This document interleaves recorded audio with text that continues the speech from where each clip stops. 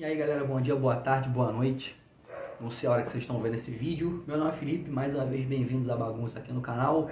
Vamos continuar o capítulo 8 da Era das Revoluções do Hobsbawm, parte 2, também falando sobre a Terra. O capítulo inteiro fala sobre a questão da Terra durante o período retratado na obra. Para você cair aqui de paraquedas, tem uma playlist no canal com a Era das Revoluções toda resumida em capítulos e partes. E sem mais enrolações, deixa eu começar aqui a leitura para a gente acabar logo esse capítulo. Parte 2, capítulo 8.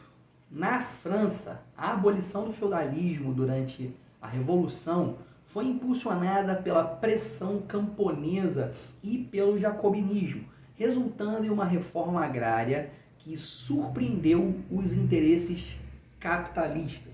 O país não se tornou dominado por senhores de terras ou fazendeiros comerciais, mas sim por diversos tipos de proprietários camponeses, que se tornaram a base de apoio para os regimes políticos subsequentes, embora seja plausível que o número de proprietários camponeses tenha aumentado, a constatação de que o número não diminuiu. Bom, galera, na França, durante a Revolução, os camponeses e o movimento jacobino, eles lideraram a abolição do feudalismo e fizeram uma reforma agrária que surpreendeu os interesses capitalistas, né?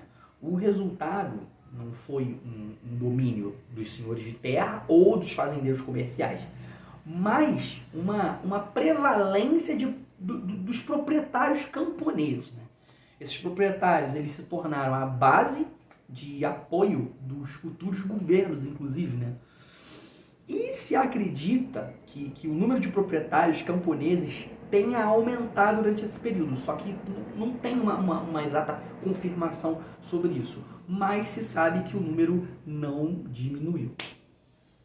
Na Europa Latina, os Países Baixos, Suíça e Alemanha Ocidental, a abolição do feudalismo ocorreu devido aos exércitos franceses conquistadores ou à colaboração de liberais locais. A Revolução Legal se estendeu para as regiões próximas à França e partes da Itália, enquanto em áreas como o sul da Itália, a volta dos Bourbon atrasou o processo.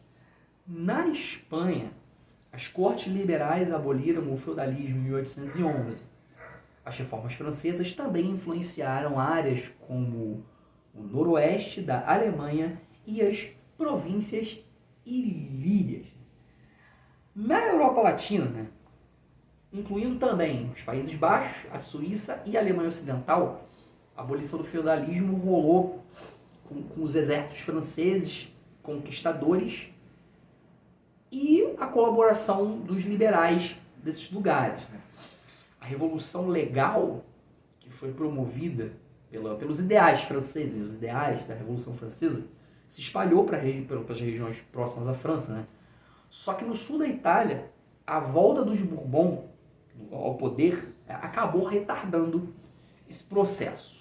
Já na Espanha, as cortes liberais eles aboliram o feudalismo em 1811 e as reformas francesas também acabaram tendo impacto no noroeste da Alemanha e nas províncias ilírias. Além da Revolução Francesa, fatores como argumentos econômicos e a ganância da nobreza impulsionaram a emancipação dos camponeses em outros lugares. No Império Habsburgo, José II aboliu a servidão na década de 1780. Na Livônia russa, a emancipação resultou na perda de terras pelos camponeses após as guerras napoleônicas. Na Prússia, a influência da Revolução Francesa foi crucial, levando à emancipação dos camponeses entre 1807 e 1816, mas resultando em perdas para eles em troca de seus novos direitos de propriedade. Bom, em diferentes lugares, outros motivos acabaram levando à libertação dos camponeses. Não foi só a Revolução Francesa. Vamos lá, no Império Habsburgo, José II aboliu a servidão na faixa de 1780 por razões econômicas. Na Livônia Rússia, Livônia Russa, depois das guerras napoleônicas, né, a emancipação dos camponeses resultou deles perderem as próprias terras. Na Prússia, a Revolução Francesa levou a libertação dos camponeses naquela faixa, né, entre 1807 e 1816. Só que essa emancipação veio com custo, né, já que os camponeses eles tiveram que ceder parte das terras em troca de novos direitos de propriedade. O processo legal de transição na Europa, por volta de 1848, ainda não estava concluído, mas já mostrava que os proprietários grandes se beneficiariam, enquanto a maioria dos camponeses estava em condições piores, nada fora do normal. Economicamente, a mudança foi benéfica a longo prazo. A Prússia, por exemplo, viu um aumento na área cultivada e na produtividade, mas a população rural excedente incentivou a imigração, especialmente antes da fome irlandesa. Bom, na Europa, né, por volta de 1848, esse processo, né, de mudança, ele não estava terminado, né? Só que, já era evidente que os grandes proprietários eles iam se beneficiar e a maioria dos camponeses eles estavam em condições cada vez piores. Economicamente, essa mudança foi positiva a longo prazo, né? Bom, na Prússia teve um aumento da área cultivada e na produtividade, mas a população rural, né, excedente, era uma população rural grande, né? Isso aí acabou motivando a imigração deles, né, especialmente antes da fome irlandesa. A transição para sistemas burgueses de propriedade de terras ocorreu principalmente entre 1789 e 1812, mas seus efeitos foram mais lentos fora da França e das áreas adjacentes, devido à reação após a derrota de Napoleão. As revoluções legais avançaram com o liberalismo e retrocediam com a restauração dos velhos regimes, especialmente em países católicos, onde a secularização das terras da igreja era uma demanda liberal. A redistribuição foi terrível. A redistribuição de terras, no entanto, não resultou na criação da classe empreendedora esperada pela tal teoria liberal.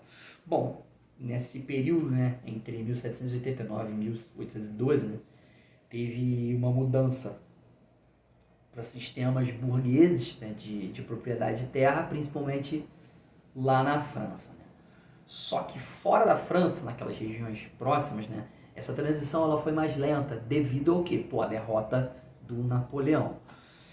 As revoluções legais, elas progrediam junto com o liberalismo, mas ao mesmo tempo elas retrocediam quando os antigos regimes eram restaurados, né? Ficou nessa, né? Procedia e retrocedia, e especialmente nos países católicos, né, onde as terras da igreja elas passaram a ser vendidas.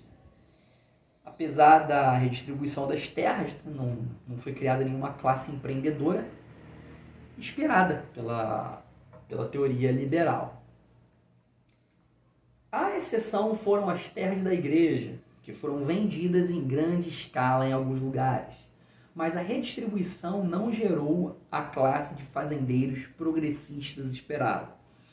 Em muitas regiões do sul da Europa, os compradores da classe média se tornaram os novos barões, exercendo poderes semelhantes aos antigos proprietários nobres ou eclesiásticos. A estrutura social antiga permaneceu forte em muitos lugares, impedindo o êxodo em massa. Bom, as terras da igreja foram vendidas, né, em grande quantidade, mas isso não fez com que fosse criada, né, aquela classe de fazendeiros que a teoria liberal esperava. Em várias partes do sul da Europa, os compradores da classe média acabaram se tornando uma espécie de nova elite, né, por assim dizer. Eles agiam de maneira semelhante aos antigos nobres ou líderes da igreja, né, os eclesiásticos. A estrutura social antiga permaneceu forte em muitos lugares, né, e isso impediu que as pessoas continuassem vivendo, né, onde seus antepassados viveram, né, mesmo com as mudanças na posse da terra, né, não mudou muita coisa. Mesmo onde os camponeses receberam ou confirmaram a posse da terra, como na França, parte da Alemanha ou na Escandinávia, não se transformaram automaticamente na classe empreendedora esperada, pois raramente desejavam uma economia agrária burguesa, galera. Então, realmente, o plano de transformar os camponeses e os pequenos proprietários nessa classe empreendedora foi por água abaixo, né? Não rolou definitivamente. Bom, os principais pontos do resumo sobre a abolição do feudalismo na Europa. A Revolução Francesa foi um importante catalisador para a abolição do feudalismo na Europa. Na França, a pressão camponesa e o jacobinismo levaram a uma reforma agrária que resultou em um país dominado por diversos tipos de proprietários camponeses. A abolição do feudalismo também ocorreu em outras partes da Europa, impulsionada por argumentos econômicos, a ganância da nobreza e a influência da Revolução Francesa. O processo legal de transição para sistemas burgueses de propriedade de terras ocorreu principalmente entre 1789 e 1812, mas seus efeitos foram mais lentos fora da França e áreas próximas. A redistribuição de terras não resultou na criação da classe empreendedora esperada pela teoria liberal. Em muitos lugares, os compradores da classe média se tornaram os novos barões, mais uma vez, entre aspas, né, exercendo poderes semelhantes aos antigos nobres, né, ou os eclesiásticos, ou a galera da igreja. Mesmo onde os camponeses receberam ou confirmaram posse da terra, eles não se transformaram automaticamente como já falei algumas vezes, né, naquela classe empreendedora esperada, né, pois raramente eles desejavam uma economia agrária burguesa. Foca bastante nisso, cara, isso pode ser muito importante. Os camponeses, eles não se transformaram na classe empreendedora. Eu martelei isso várias vezes e, cara, guarda isso que é importante. Então, basicamente, galera, esses são os tópicos que foram tratados e que precisam ser mais guardadinhos, né, na cabeça de vocês sobre o tema. Então, curtindo o resumo, se sim aí, se inscreve no canal, ativa o sininho para receber as futuras notificações, passa o vídeo aí pra frente pra galera que tá precisando estudar. Mais uma vez, cara, o resto do livro tá na playlist aí. Pô, não dá trabalho nenhum, cara, é só clicar no canal, nas playlists, vai estar lá, Era das Revoluções, ele vai estar todo destrinchadinho, beleza? Tô partindo, galera, já vou gravar a parte 3. Valeu, falou, fui!